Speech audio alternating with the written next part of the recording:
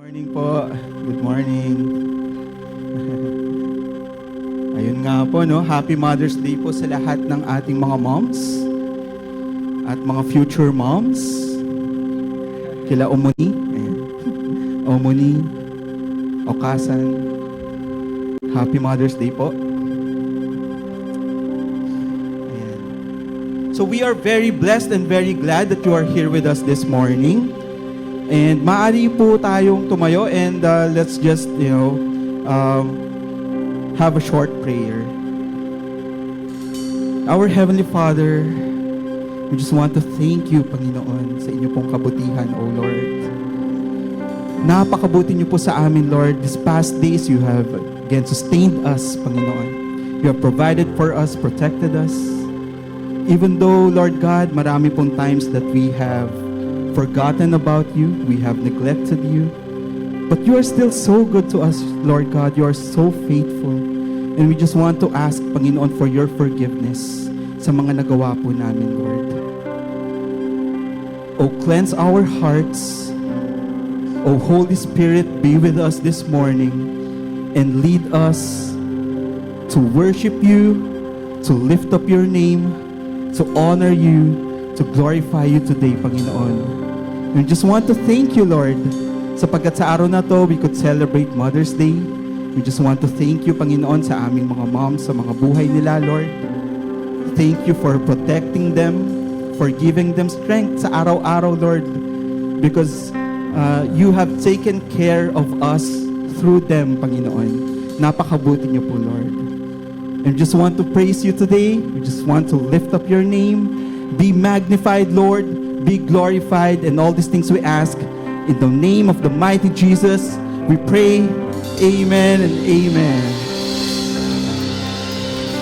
So as we sing this song now, we all believe that the Lord Jesus is the same yesterday, today, and forever. So let's sing this song in Jesus' name.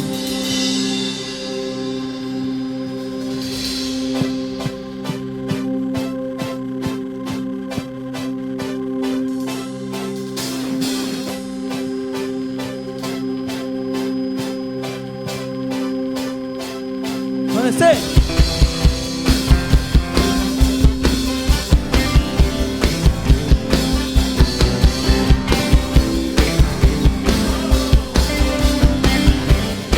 Teacher. Jesus the same, yesterday, today, and forevermore. No other name that can save, deliver, and restore. Oh, Jesus the same, yesterday, today, and forevermore. There is no other name that is greater than Jesus. Oh, oh, yeah, yeah. Oh, oh. The church, faithful, faithful, powerful, wonderful. Jesus is beautiful, merciful, supernatural.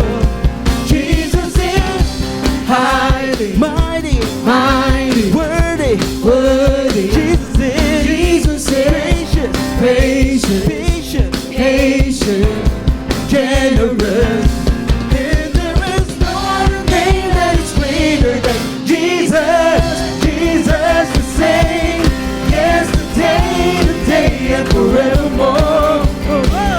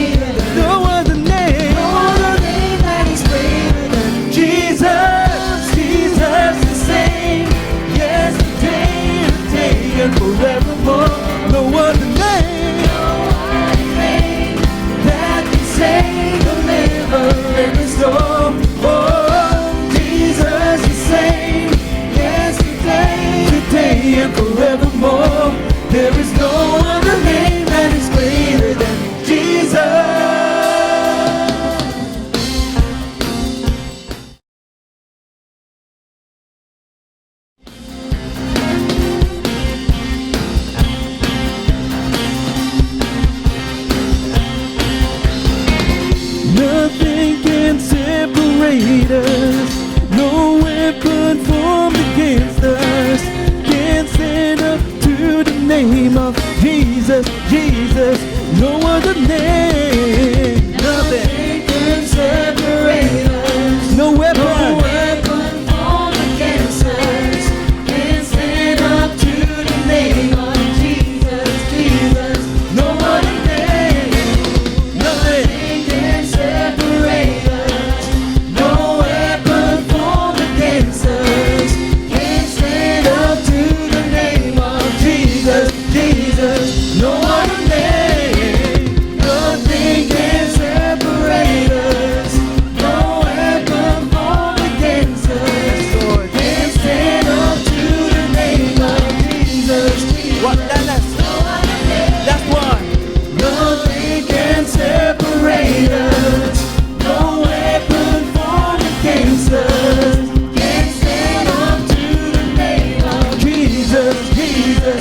No other name that is greater than Jesus. The same yesterday, today, and forevermore. No other name that can save, deliver, and restore. Oh, Jesus, the same yesterday, today, and forevermore. There is no other name that is greater than Jesus. Oh, oh, oh, hey.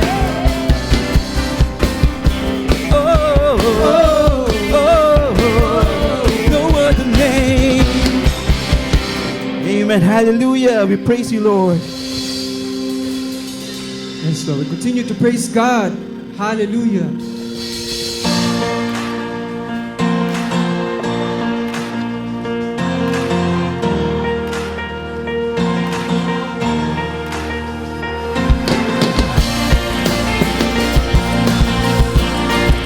Come on, church, let's sing with gladness in our hearts. We worship the God who was. We worship the God who is. We worship the God who evermore will be. He opened the prison doors. He parted the raging sea. My God, He holds the victory. Yeah. There's joy in the house of the Lord. There's joy in the house of the Lord today. And we won't be quiet. We shout out your praise. There's joy in the house of the Lord. Our God is surely in this place. And we won't be quiet. We shout out your praise. Oh, we shout out your praise. Oh, worship. We sing to the God who heals. We sing to the God who saves. We sing to the God who always makes a way. 'Cause He hung upon the cross, then He rose up from the grave. My God, still rolling songs away. There's joy in the house of the Lord. There's joy in the house of the Lord today. And we won't be quiet. We shout out your praise. There's joy in the house of the Lord. My God is surely in this place. And we won't be quiet. We shout out your praise. We were the beggars, now we're royalty. We were the prisoners, now we're running free. We are forgiven, accepted, redeemed by His grace. Let the house of the Lord sing praise. 'Cause we were the beggars, now we're royalty. We were the prisoners, now we're running free. We are forgiven, accepted, redeemed by His grace. Let the house of the Lord sing praise.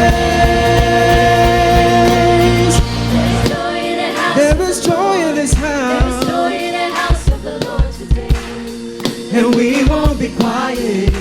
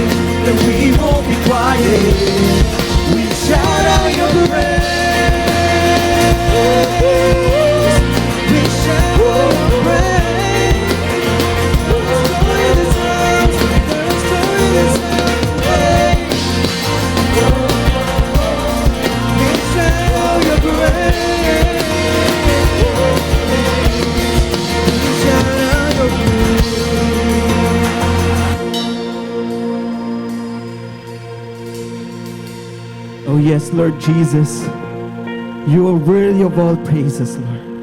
You are worthy of all worship, Panginoon. And we just want to sing and lift up your name.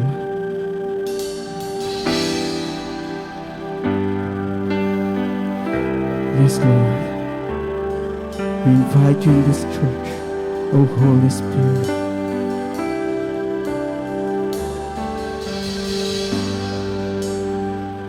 It was my cross you bore, so I could live into freedom you died for.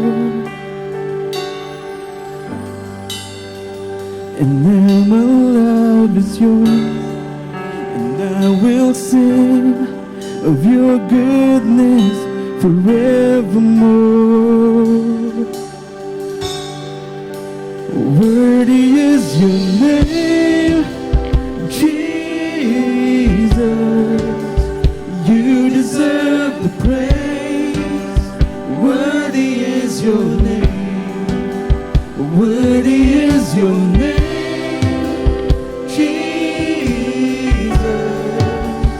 You deserve the praise. Worthy is your name. Let's church sing. Now my shame is gone. And now my shame is gone.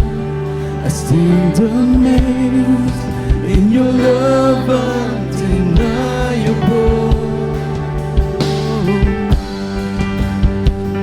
Your grace goes on, and I will sing of your goodness forevermore. Worthy is your name, Jesus. You deserve the praise. Worthy is your name. Sing worthy, church, worthy. Worthy is your name, Jesus. You deserve the praise. Worthy is your name.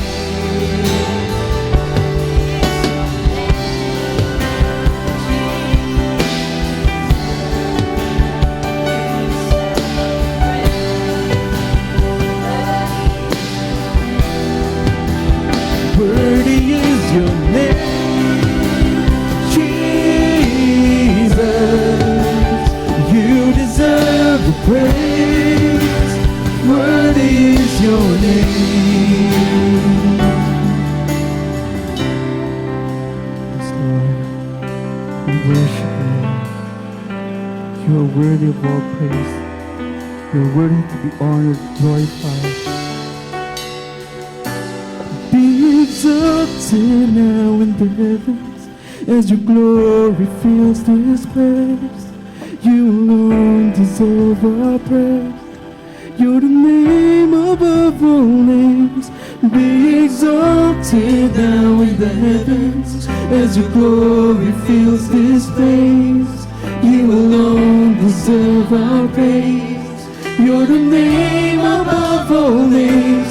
Be exalted now in the heavens as your glory fills this place. You alone deserve our praise. You're the name above all names. Be exalted. Exalted now in the heavens as your glory fills this place. You alone deserve our praise. You're the name above. Sing again, church. Be exalted. Be exalted now in the heavens as the glory fills this place. You alone deserve our praise. You're the name above all. Be exalted. Be exalted now in the heavens as the glory fills this place. You alone deserve our praise. You're the name above all names. Yeah.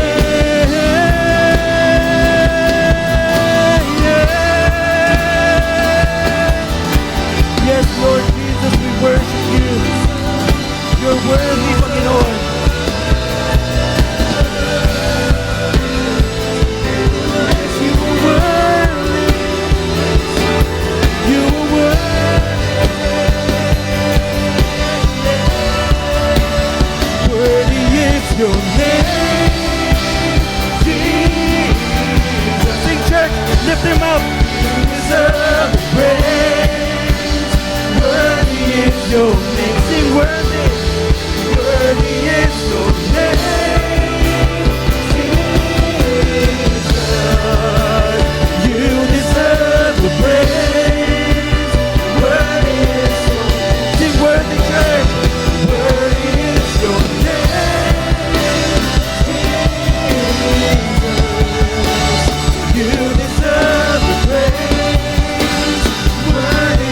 your name. Worthy is your name. Jesus, you deserve the praise. Worthy is your name. Hallelujah.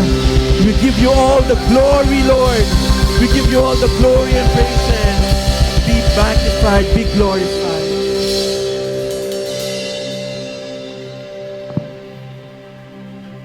Amen. Lord, you deserve all our praises, Lord God. You deserve, you are worthy, O God, to be praised, to be served this morning, Panginoon. So today, Lord God, we ask you, Lord Holy Spirit, to clear our minds from any worries, for any fears, for any bitterness, for any burdens, Lord, that does not please you, Panginoon. So today, Lord God, I pray that you replace it with joy. Replace it, Lord God, with praises unto your name because you deserve all our praises. So today, Lord God, help us, Panginoon, to understand, Panginoon, kung ano yung pag-aralan namin this morning. And I pray, O God, that wala kami ibang ma-honor today, Lord God, kundi yung pangalan niyo lamang, Panginoon, because you deserve all our praises. So we thank you, Father, for this wonderful day, for the lives of each and everyone here, Panginoon. Even those, Lord God, na papunta pa lamang, Panginoon, protect them, Lord God. And I pray, Lord God, that your name will be glorified throughout the day. In Jesus' name we pray. Amen and amen. Amen.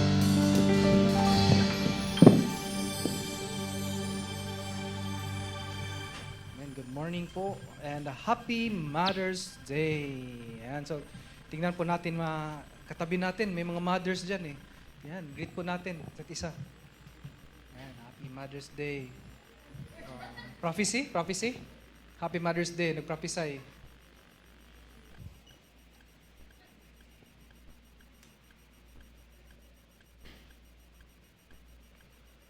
So ang title po ng ating message for this morning is God Looks After You. And I'll be reading from Genesis chapter 21, verses 8 to 21. Nandyan po sa Reader's Word natin yung text natin for this morning. So I'll be reading from ESV. And the child grew and was weaned, and Abraham made a great feast on the day that Isaac was weaned. But Sarah saw the son of Hagar, the Egyptian, whom she had born to Abraham, laughing. Verse 10, so she said to Abraham, cast out this slave woman with her son, for the son of this slave woman shall not be heir with my son Isaac. And the thing was very displeasing to Abraham on account of his son. But God said to Abraham, be not displeased because of the boy and because of your slave woman. Whatever Sarah says to you, do as she tells you, for through Isaac shall your offspring be named.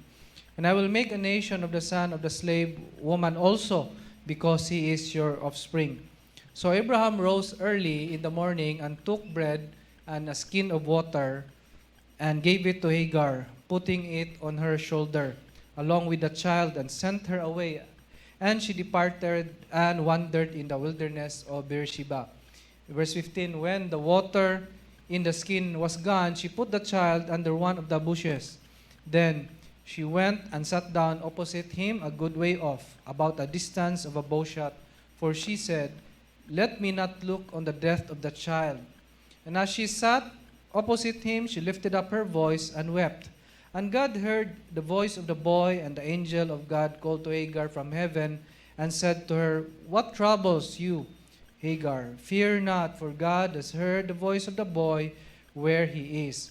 Up, lift up the boy and hold him fast with your hand, for I will make him into a great nation. Then God opened her eyes, and she saw a well of water. She went and filled the skin with water and gave the boy a drink. And God was with the boy, and he grew up. He lived in the wilderness, became an expert with the bow. He lived in the wilderness of Paran, and his mother took a wife for him from the land of Egypt. Lord God, we thank you for the reading of your word. I pray, O God, that this will bring our faith up to you. And I pray, O God, that we will learn from it, be able to apply it in our lives. In Jesus' name we pray. Amen and amen. So today po is a special day because it's, of course, a happy Mother's Day to all moms yung mga birth mom natin, adoptive man yan, okay, mga single moms, or kahit nga yung mga future moms, happy Mother's Day to all. And many of you here are not mothers because you are men at wala kayong matres. So yung happy Mother's Day para yon sa mga may matres. Okay? But we were all once children. Tama? So lahat tayo mga anak and lahat tayo ay we were once children. And as children, we like to be watched. I don't know if you can still remember ako, parang kahapon lang, naalala ko, na gusto kong mapanood nila, no? Mga magulang natin. And my children, na-experience ko po sa mga anak ko, they got, ito yung may parang may special encouragement. Nagkakaroon sila ng ganung kwan, yung parang special na energy o kaya a little parang push sa sarili nila when they know someone is watching them. Napansin ko yan sa aking mga anak, no? And in our recent vacation, there was this, yun sa swimming pool, merong parang spiral na slide. Diba? So parang nakakatakot yun eh. And I told si Matmat, I told him, why don't you try? Kasi ibang mga bata, mga kaedad mo, nag-try nung spiral eh. So sabi niya, no, I don't like because I'm scared, sabi niya. So I told him, hindi, try mo lang, I will watch you. Sabi ko sa kanya. So nung una, binantayan ko lang siya, parang nagdadalawang isip talaga siya, tapos langoy-langoy, ganyan. Tapos maya pumunta na doon. Nung nandun na siya sa taas, para magpa-slide na, sumigaw siya sa kanyang mami. Sa kanyang mami. No, hindi sa akin. Ako yung nagsabi, pero sa mami siya sumigaw. Sabi niya, Mami! Sabi niya, yield to his mom. Sabi niya, Mami! Watch me! Sabi niya, watch me! No, watch me. Sabi niya. So, yun, lumingon niya siyempre, yung mami niya, at nagpa-slide siya, no? And then, ang laki ng tawa niya at the same time, sabi niya, hindi na daw niya ulitin. Takot talaga siya. Okay, so, minsan may special comfort, no, with our moms. Kahit malaki na po tayo, minsan pag umuwi po tayo sa province, ako, I experienced before, when I go back to the province, pag umuwi ako doon, marami akong request, pakiluto nito, ganyan. Huwag mong kalimutan, patagal ka nang hindi nagluto nito, pakiluto, ganyan, di ba? Yung iba sa atin, pakilaba nito, no? Galing pa doon sa Manila, pakilaba nitong mga labahan, no? Dinala pa sa probinsya yung labahan. Bakit? Because you believe that your mom got your back. Alam mo yung nanay mo na yung takbuhan mo di ba? Takbuhan yung mga nanay.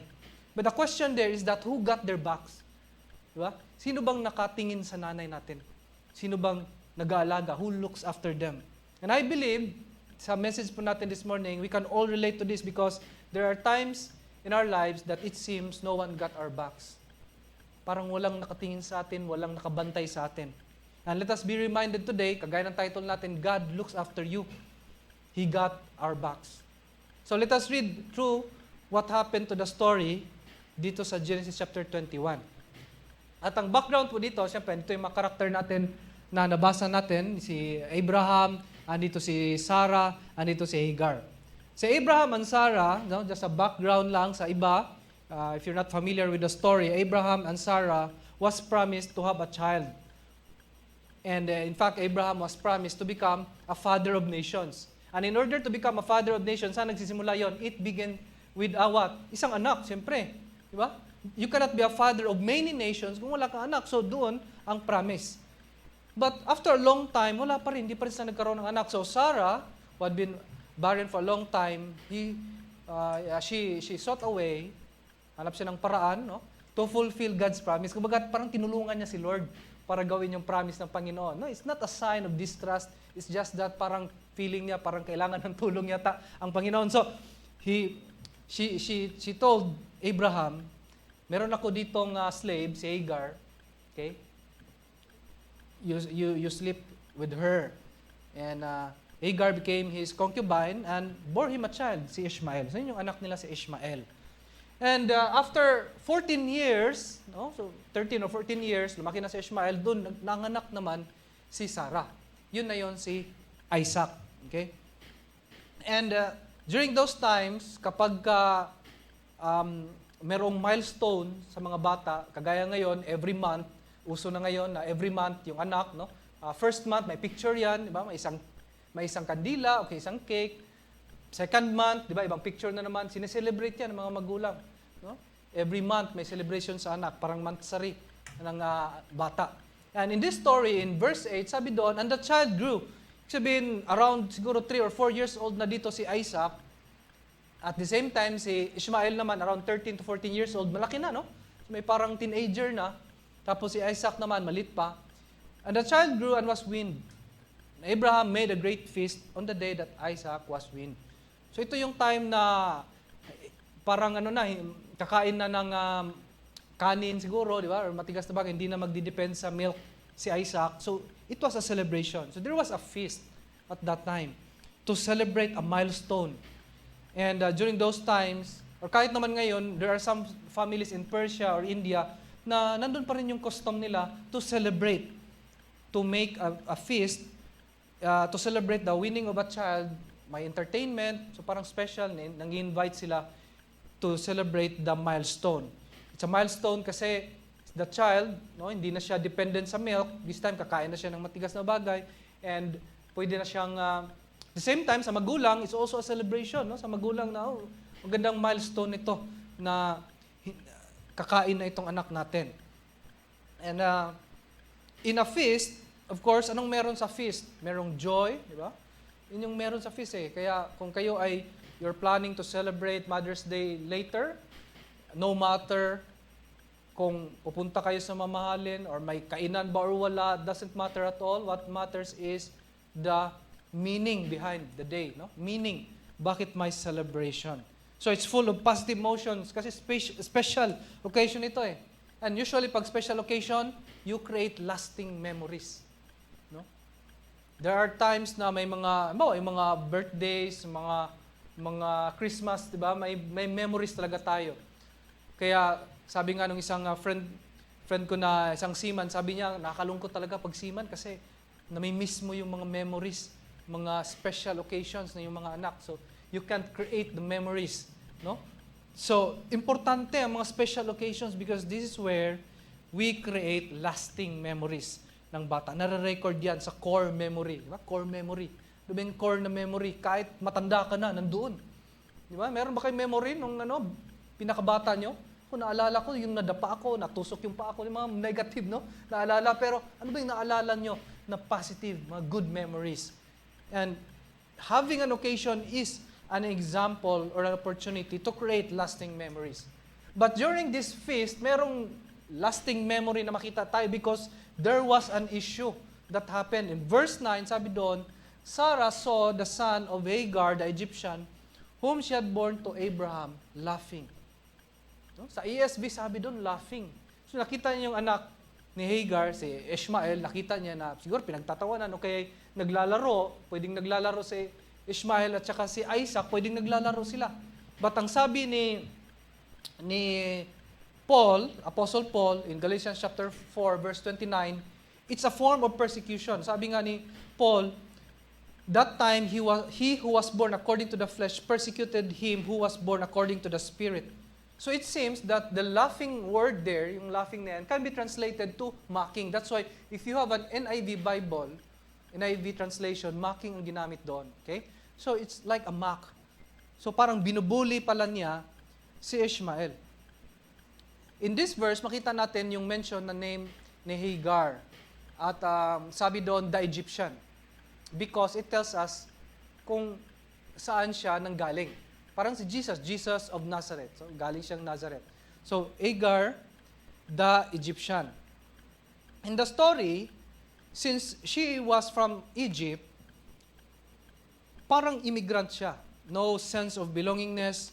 Maybe she was one of the slaves na nakuha ni Abraham from Egypt nung pumunta sila sa Egypt in chapter 12. Okay, chapter 21 na to, but in chapter 12, nandoon sila si Abraham tsaka si Sarah sa Egypt at nagkunwari pa nga silang magkapatid. At that time, nagustuhan si Sarah ng Pharaoh at yun, nabigyan ng mga ari-arian, kasama dito yung mga slaves, nabigyan sila.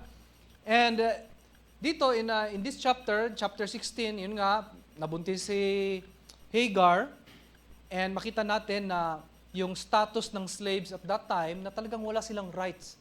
No? The slaves do not own their bodies, even their bodies, no? It's the owner, it's the master who owned them. So during at that time, kaya binigay si Hagar kay Abraham because she was a slave.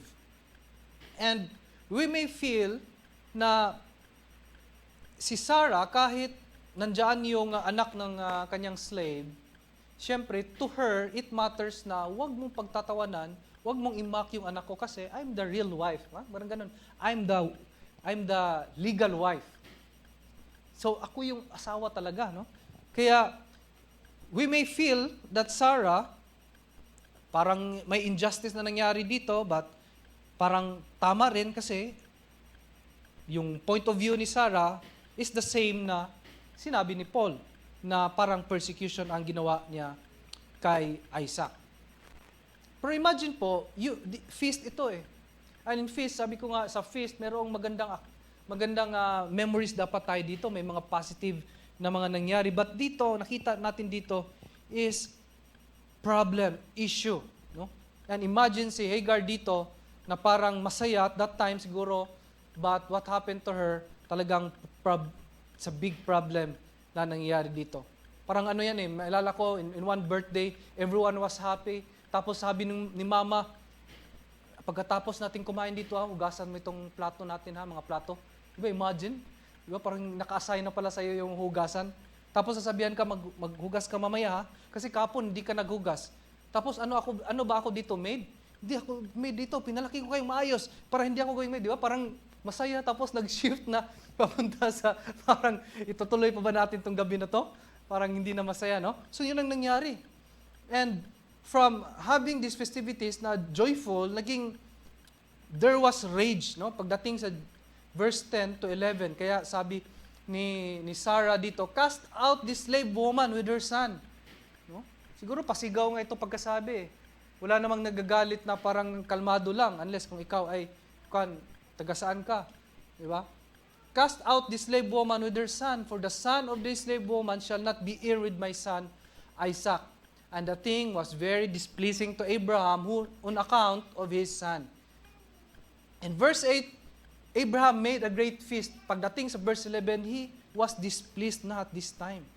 Because Sarah demanded that Hagar and Ishmael to leave the camp. Casting out po, in this context means to reject or to cut off any connection, including inheritance. So, ibig sabihin dito, kapag pinalayas na sila si Ishmael, ibig sabihin, mawawala lahat.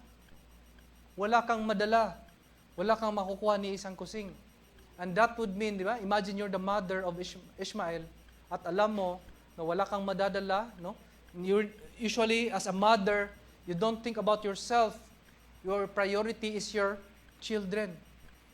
Kaya nga dito, if you look at si Ishmael dito, ikaw yung nanay ni Ishmael, walang makukuha yung anak ko. Di ba? Napakalungkot. Tapos wala kang magagawa. You're a slave. Wala kang magagawa. Wala kang mapuntahang human rights. No? Wala kang matitext na number para i-complain yung walang dole at that time. Wala kang bosses.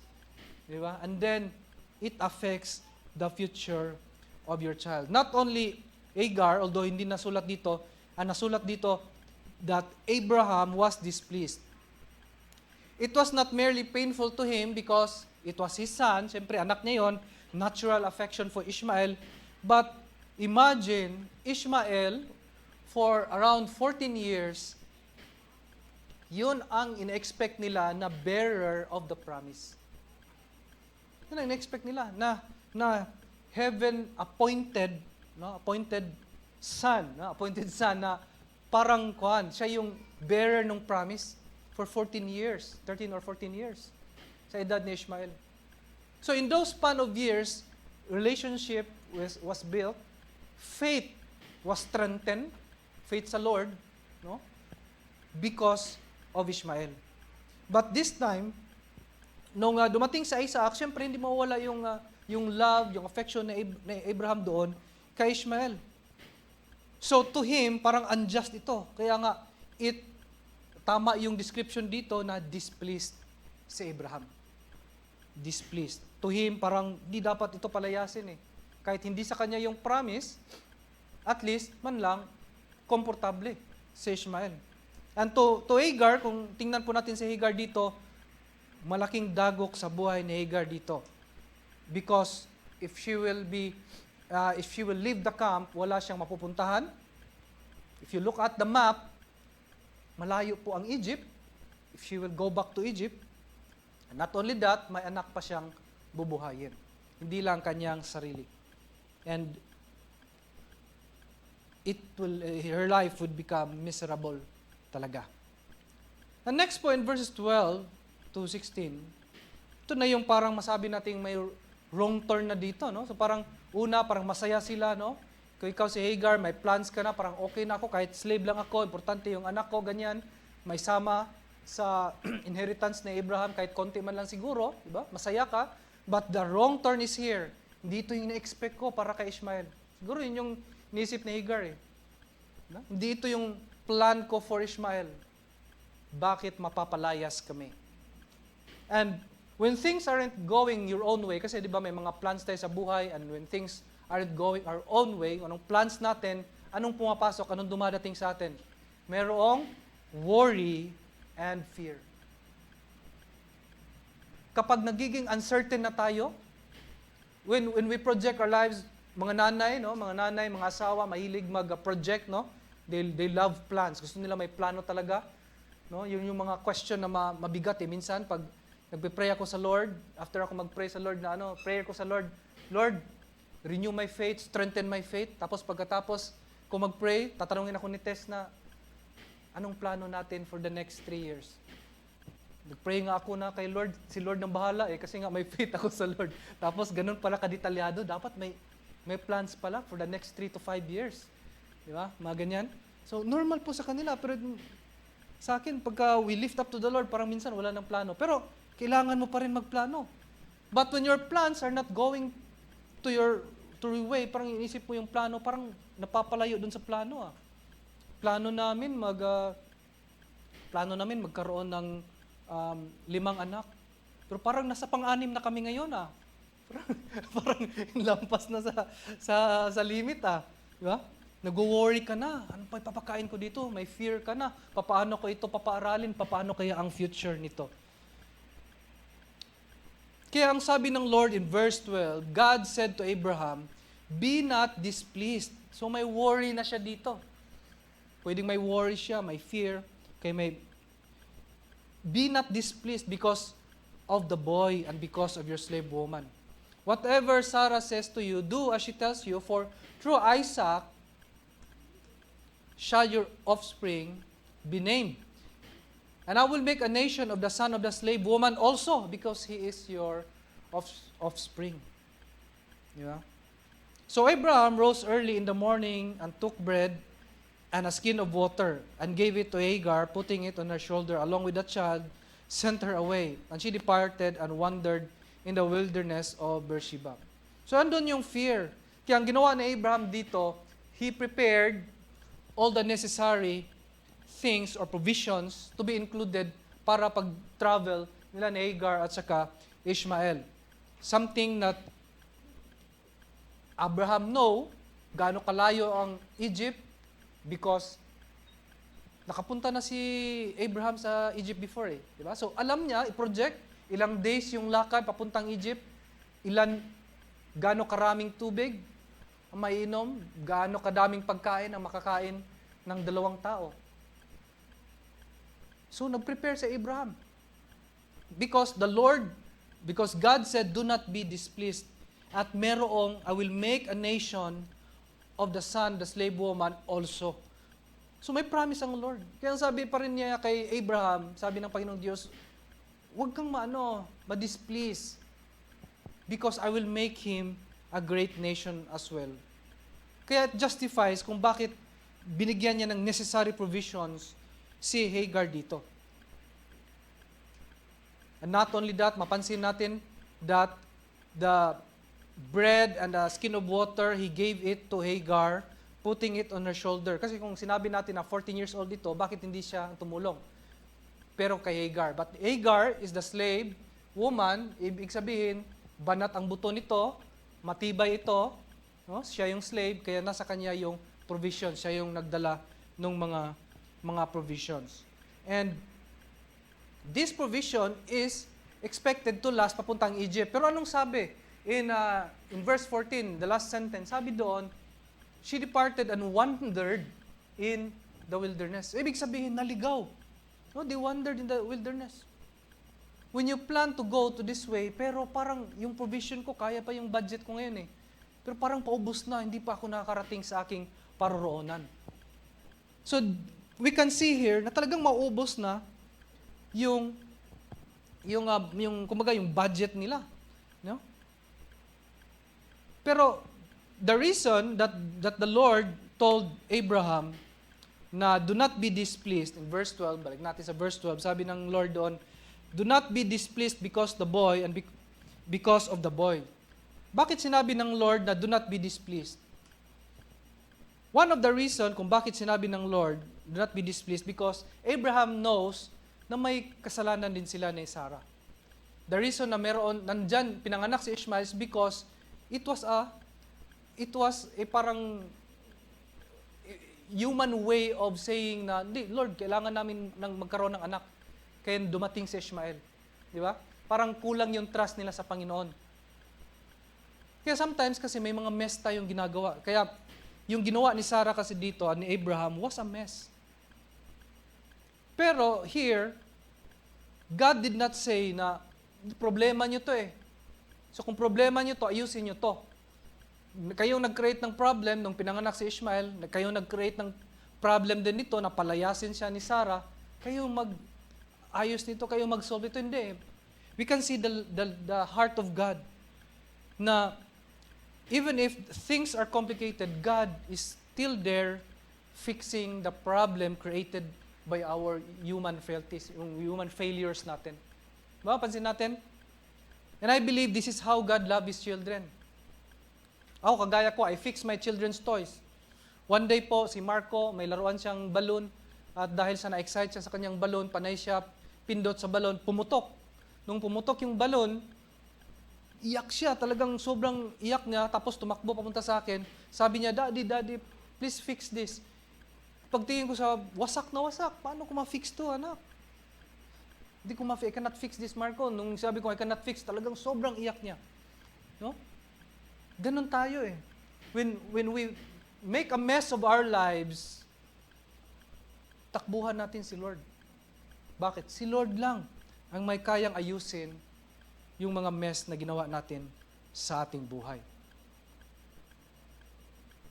Kaya sabi ni God kay Abraham, do not be displeased.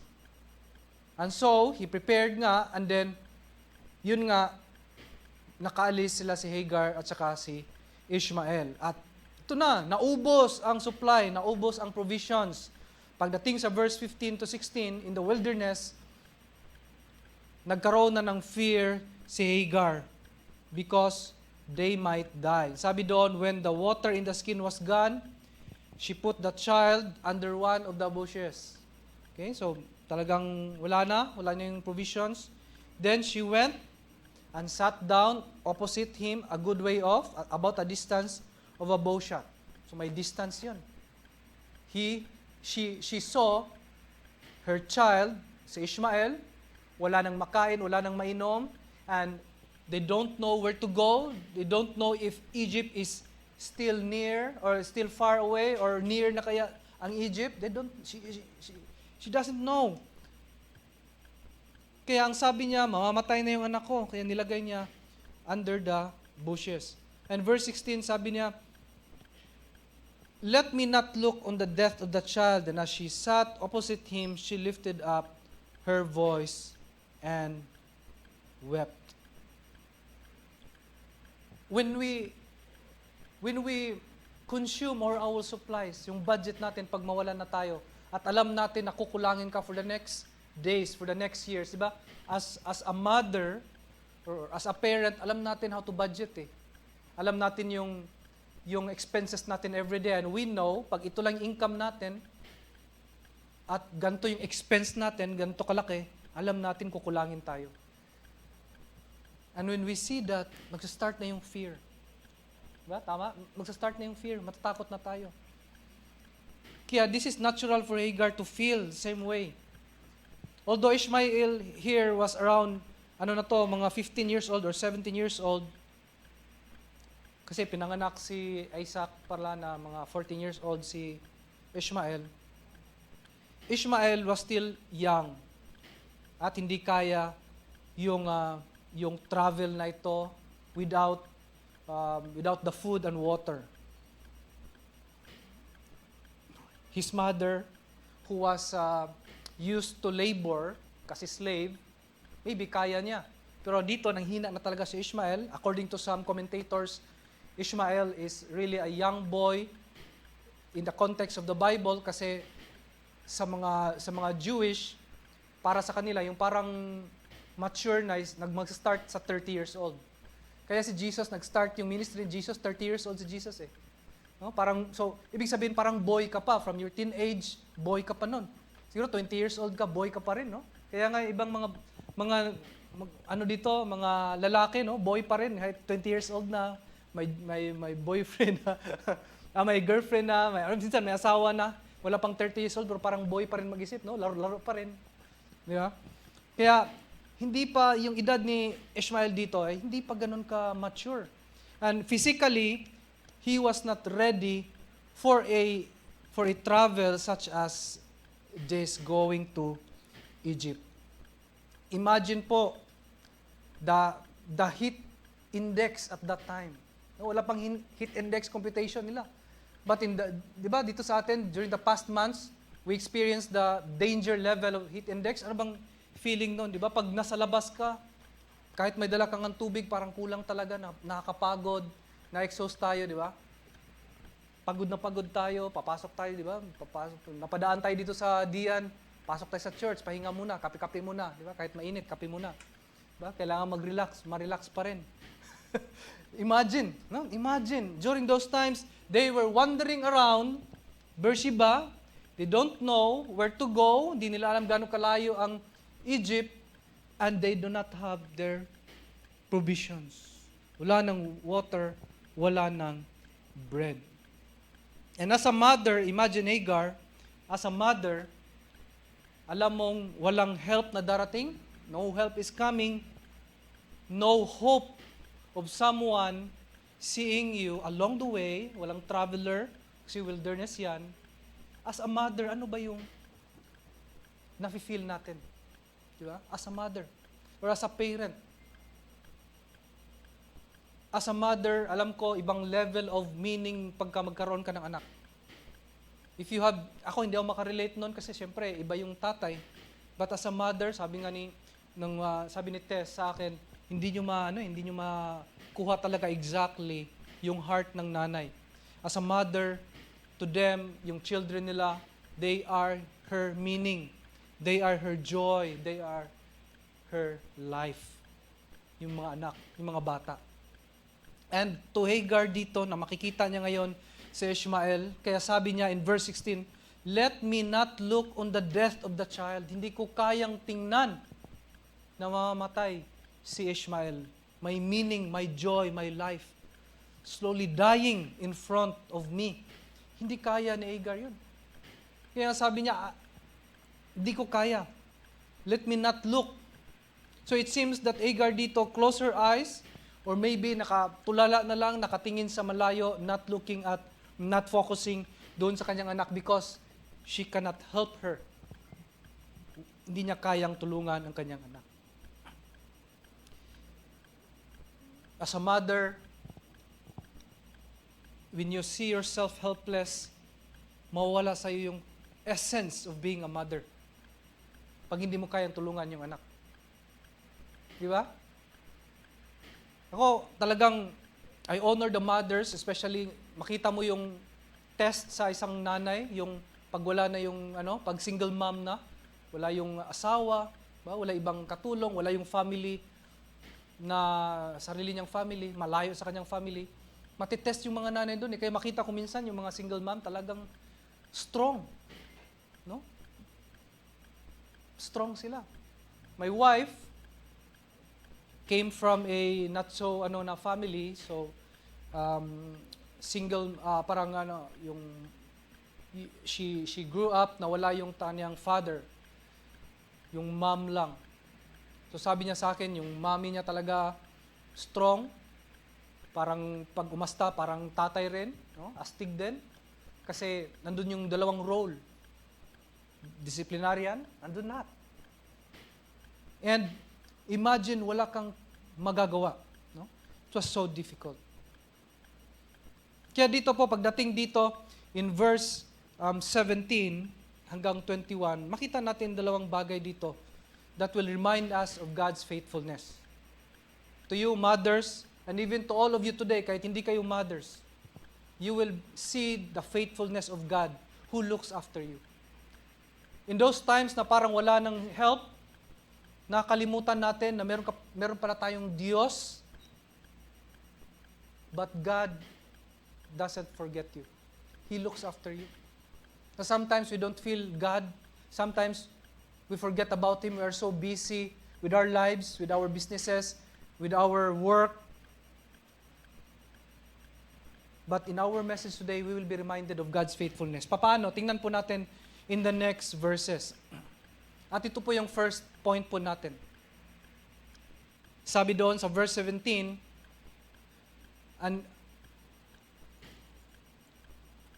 And God heard the voice of the boy, and the angel of God called to Hagar from heaven and said to her, What troubles you, Hagar? Fear not, for God has heard the voice of the boy where he is. Ito yung first point natin. When you feel the load as a mom or as a person, kasi pwedeng ma-apply natin to sa work natin or even sa ating mga businesses, when you feel the load, kasi may mga load tayo, may mga responsibilities tayo. No? As a mom, yung responsibilities nyo as a mama, hindi lang sa yung trabaho, no? May mga trabaho na yung mga nanay natin ngayon, hindi lang doon sa labas, pati rin sa loob ng ating mga tahanan. When we feel the load, sabi natin dito, lessen your worries. Bakit lessen your worries? Because, ang sabi dito, in verse 17, God heard the voice of the boy. God heard. Okay, underline po natin yan, God heard. Because God listens to us. When you feel the load, sobrang bigat na Lord, grabe na yung burden ko today, pero hindi ko naman pwedeng iwanan itong mga ginagawa ko because it benefits my family, saan ba tayo titingin? Doon sa salita, doon sa reality, doon sa sinabi ng Bible that the Lord God hears. Ang point here is that hindi dahil nag-pray ang bata, kasi wala namang sinulat dito na nag-pray si Ishmael, but ang sinabi dito, narinig ng Panginoon whatever the groans, the pains na meron si Ishmael. So, ibig sabihin, ang Panginoong Diyos ay nakikinig. Even if you think na parang walang Diyos God looks after you. He got your back. Nakikinig siya sa iyo. He can feel your pain. So, when you feel the load, bawasan natin yung worries natin. Bakit? Because we are reminded today that God looks after you. Nakatingin ang Panginoong Diyos sa atin. In this story, masabi nga natin in this story that Sarah didn't feel any compassion for his husband no compassion for Hagar and Ishmael. No, walang compassion dito si Sarah, masabi natin yan. But what is sure here is that God has compassion. Maawain, merciful ang ating Panginoong Diyos. Kaya nga sabi doon, verse 17, God heard the voice. Kaya ang sabi ng angel kay Hagar, what troubles you? Fear not, for God has heard the voice of the boy where he is. Fear not. Underline natin yan, fear not. When you feel the load, fear not. Hindi ko sinasabi dito, don't worry, kasi yung worries nandyan talaga, hindi mawawala yan. But ang sabi ng salita ng Panginoong Diyos, fear not. When you feel the load, bawasan natin yung worries natin. Bakit? Because we have a God that looks after us. We have a God that looks after us. The reason why our moms grumble, most of the moms I know, talagang may reklamo, at pag nagrereklamo, nagtatalak, di ba? Minsan, nagsasalita sa kanilang, habang naghuhugas ng plato, di ba? Parang wala ibang tumutulong sa akin, ako na lang mag-isa dito, kayo dyan, buong araw kayo dyan, di ba? No, familiar? Because of the workload. They feel the load. they feel the heaviness, the responsibility. They felt it. Kaya ganon ang nagiging, kasi hindi mapwedeng, hindi mapwedeng na ubusin mo, palayasin mo lahat yung mga anak mo, di ba? Hindi pwede. So, ang kaya mo lang gawin, ay ganun lang. You grumble. You release the stress. Yan lang ang kaya nating gawin. But let us be reminded today of God's faithfulness. Sabi ng Panginoong Diyos, fear not. Believe in the word of the Lord. Diba? Believe in the word of the Lord. And when you believe in the word of the Lord, fear not, then I believe that your worries will be reduced. God had pity on the anguish of Ishmael. He gave ear to the cry of Ishmael dito. And God protects not only Ishmael but also his mom, Hagar. God protects. Makita niyo po yung action ni God dito? Makita niyo yung action ni God? Parang special din, di ba? Sila si Hagar at si Ishmael. So, ibig sabihin, God didn't show favoritism na sinabi niya, hindi, okay lang mamatay kayo dyan. Hindi naman kayo yung part ng promise eh. Di ba? Makita niyo yung heart ni God? Ganun ang ating Panginoong Diyos. How compassionate God is. Na even if they are si Hagar slave, si Ishmael is not part of the promise, but God protected them as if or just like the chosen family. Ganon kabait ng ating Panginoong Diyos. And in this instance, I believe Hagar remember her first encounter with the Lord. Kasi may encounter na to si Hagar before eh. In chapter 16, kasi chapter 21 ito. When we go back in chapter 16, meron ng unang encounter si Hagar. Kasi lumayas din ito si Hagar dati eh. Okay? Hindi ito first na paglayas ni Hagar. In chapter 16, lumayas din si Hagar nung buntis siya. Okay? And at that time, she encountered the Lord. And in verse 13, chapter 16, verse 13, sabi doon, when she encountered the Lord, sabi niya, ito yung realization ni Hagar in chapter 16, verse 13. She called the name of the Lord who spoke to her. You are a God of seeing. Truly here I have seen Him who looks after me. May declaration na pala si Hagar. Nakita na pala ni Hagar ang Panginoong Diyos before. May encounter na pala siya before. Pero bakit sinabi ni Hagar in chapter 21, going back to chapter 21, bakit ganon yung sabi ni Hagar na I will not look on the death of my child? Bakit sigurado siya na mamamatay na si Ishmael? Bakit? Because she forgot that the God she worshipped, that the God whom Abraham and Sarah served is the God who looks after her. Kalimutan niya eh. Bakit nakalimutan natin? Because we are so busy. Distracted tayo sa ating mga problema. We forget the fact that God looks after us. But in the past, sabi ni Hagar dito, you are God of seeing. Nakikita mo, Panginoon, lahat ng nangyayari sa aking buhay. Nakita mo, Panginoon, yung bigat ng aking mga household chores. Yung aking paglilinis, paglalaba dito, walang sahod, di ba? Minsan, ganun.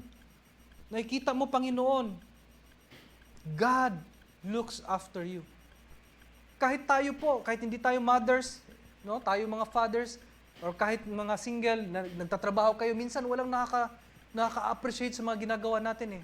Di ba? Sabi sa Biblia, we work with excellence as if we serve the Lord Jesus in our workplace, pero minsan walang nakakita. Manager natin, hindi na-realize yun, but God looks after us. It must lessen our worries because God looks after you. As a mother, I believe, mastery ng isang nanay yung pag-anticipate ng mga bagay-bagay. Anticipation of things. Kaya nga, when we go out, pag lumabas po kami, na-anticipate na ni Tess yung mga pangangailangan namin. Nagdadala na kami ng maraming diaper, dadala kami ng maraming tubig, gatas, dadala kami ng mga damit. No, pupunta lang sa mall yun. Dadala kami ng mga, may kutsara pa kami dyan. Maliit na kutsara para kay Marco. No, may suklay, may sabon. Bahay!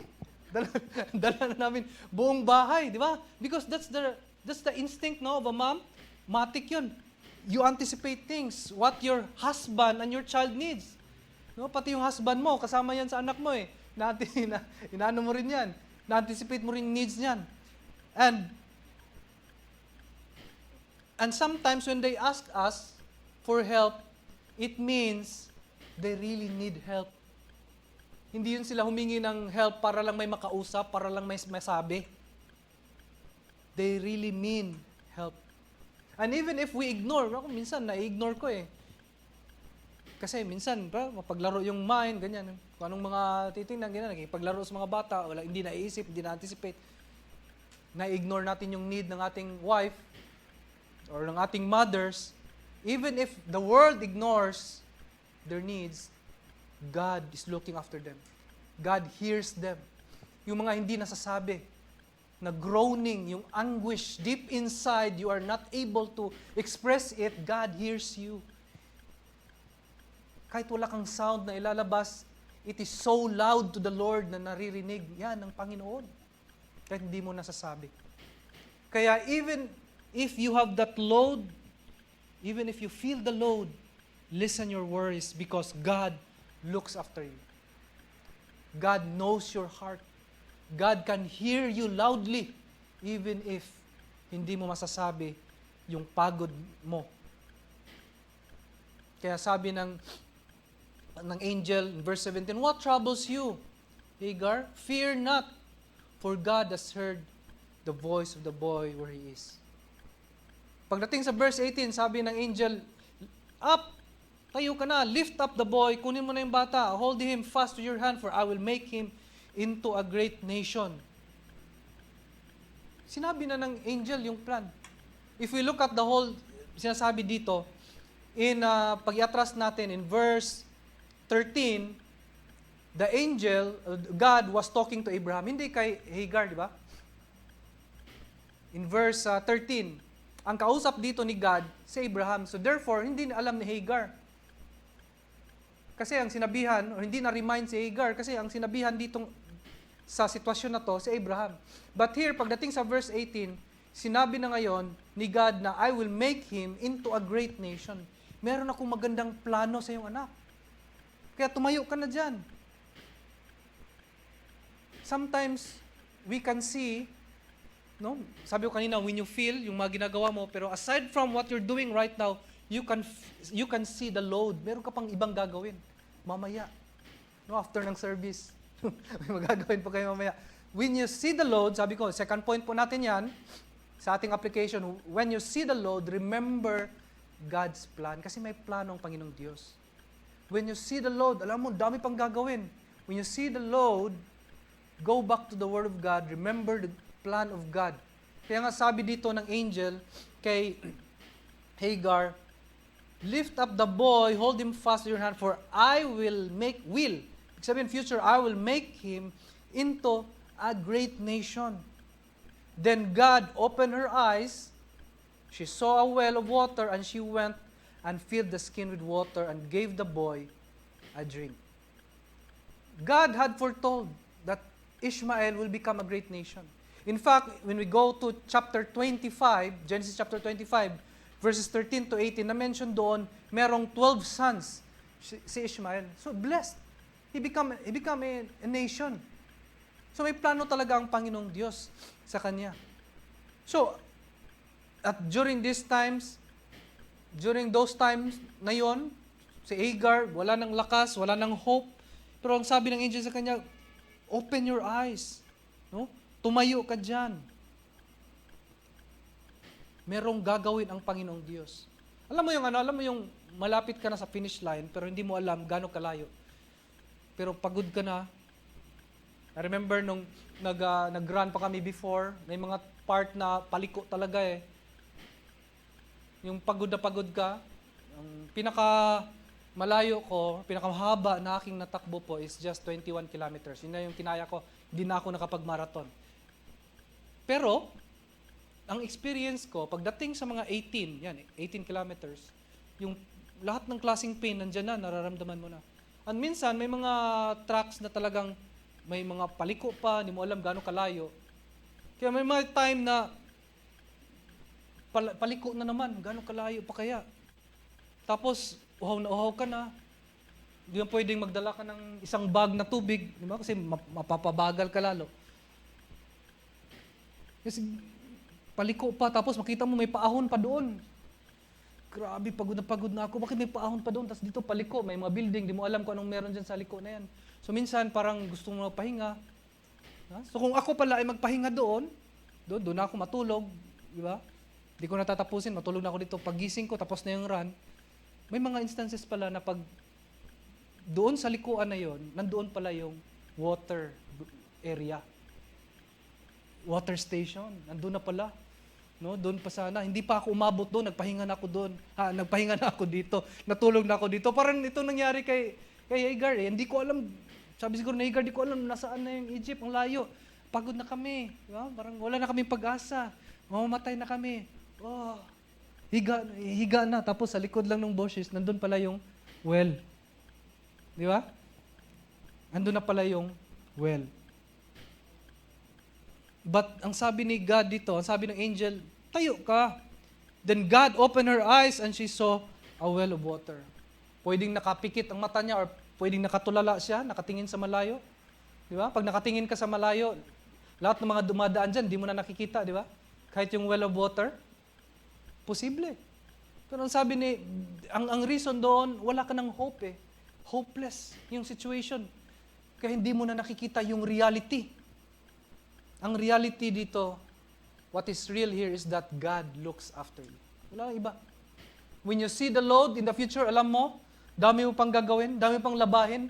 Mag-celebrate pa tayo ng Mother's Day, dami ko pang labahin. Dapat uwi na tayo. Di ba? Ganun. Kasi modern mothers are not only mothers, they are also working moms. Di ba? Nagpa-breastfeed, tapos nagluluto, naglilinis. Lahat ginagawa. Tapos there are some, tayo mga tatay, may mga ideas pa tayo before na dala-dala from the ancestors natin, na mga tatay, pahinga lang dapat yan, diba? Nakaupo lang. Pag uwi sa bahay, upo ka lang doon, papatanggal mo lang sa asawa mo yung sapatos. Diba? May mga idea pang ganun eh, nadala hanggang ngayon eh. Dati yon, mga nanay, mga asawa dati sa bahay, nasa bahay, full-time. No? Pero yung mga complaints ngayon ng mga nanay, nag-work na rin kami. No? Mga ganun. So, posibleng ganun. Kahit ngayon mga nanay natin, na nasa bahay lang, parang tuloy-tuloy ang work niyan. Walang day off mga nanay, kahit nasa bahay.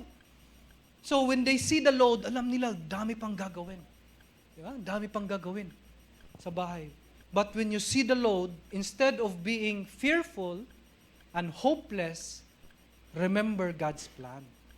Tandaan natin may plano ang Panginoong Diyos. Maganda ang plano ng Panginoong Diyos. We all have a lot of load. But to you mothers, since this is Mother's Day yung message natin today, remember God's plan. You see the load. Yung anak ko na to, talagang, puro kalat sa bahay. 10 years old pa lang, makalat na. Ibig sabihin, gagraduate ito, 20 years old, may 10 years pa akong gagawin, di ba? Parang alam mo na yung load na mangyayari sa'yo, di ba? Tuloy-tuloy pa lang yung hindi wala pang pahinga. But if you have that load and you can see, you can project, you can forecast your load and future mess na kailangan mong linisin, remember that the people you serve will become great someday. These people you are serving now will become great someday. Sabi ng Panginoong Diyos, may plano ako dyan sa anak mo na yan.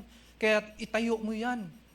May plano ako dyan. Kaya itong tayo, gigising ka sa umaga, pagising mo sa umaga, dami na namang hugasan, ang dami linisin, magluluto pa ako. Remember God's plan. The people that you are going to serve, your children will become great someday.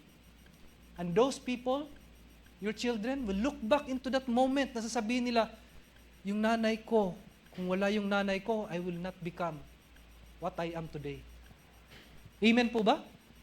The Lord will use you. In every successful person, there's a mom behind. Amen? Now, how much more na tayo may Panginoong Diyos, may mapagkunan ka ng lakas. When you see the load, remember God's plan. It will encourage you. It will strengthen you. Bakit? Ang Panginoong Diyos na to ay may plano. God's plan to Ishmael, Ishmael became a nation. Ishmael had 12 sons. He became a great father of nations. the people you serve will become great someday. Yun ang panghawakan natin. Panghawakan po natin yan. Saan po ba tayo nakafix ngayon? Yung tingin natin. Have you fixed your eyes on Jesus? The Bible says that Jesus is the author and finisher and perfecter of our faith. Nanggaling pala ito sa Panginoong Hesus yung ating lakas na kailangan. So, if the Bible tells us that we need to fix our eyes on Jesus, then we must not wander. We must not wander around the world looking for all the things that glitters brightly para lang na-feel ko yung load pagod ako I see the load doon na lang ako doon sa mga bagay sa mundo. Let us look at Jesus. Let us draw our eyes unto Jesus because it is only Jesus that can strengthen our faith. Whether you like it or not, whether you want it or not, today po, we are reminded that God sees you today. God sees your stress. God can feel you. And God is looking at you with a look of love.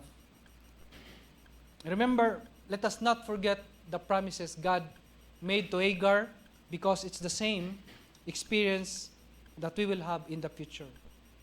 Sabi nga po sa Zephaniah chapter 3, verse 17, the Lord your God is in your midst.